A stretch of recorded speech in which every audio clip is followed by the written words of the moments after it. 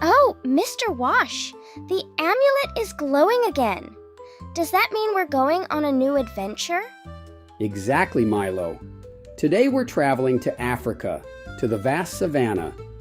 There's an exciting question waiting for us to solve. Africa?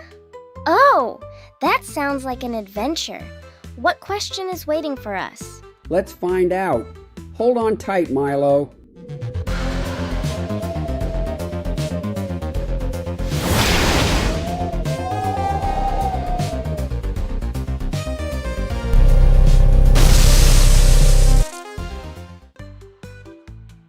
Wow! Look at this, Mr. Wash. So many animals. Giraffes, elephants, and over there, zebras. Now I've got a question. Why do zebras have those funny stripes? Are they trying to disguise themselves as stripy pajamas? That would be quite comfy, Milo. But no, the stripes are actually a clever trick of nature. They help zebras protect themselves from predators. From predators? But how? The stripes are so noticeable.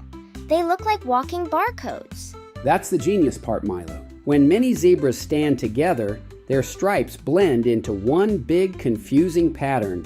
Predators like lions can't tell where one zebra ends and another begins. That makes it harder for lions to catch a single zebra. So, the lions think, oh no, a giant stripy mess. You got it. And there's another advantage. The stripes also help zebras avoid pesky insects like flies.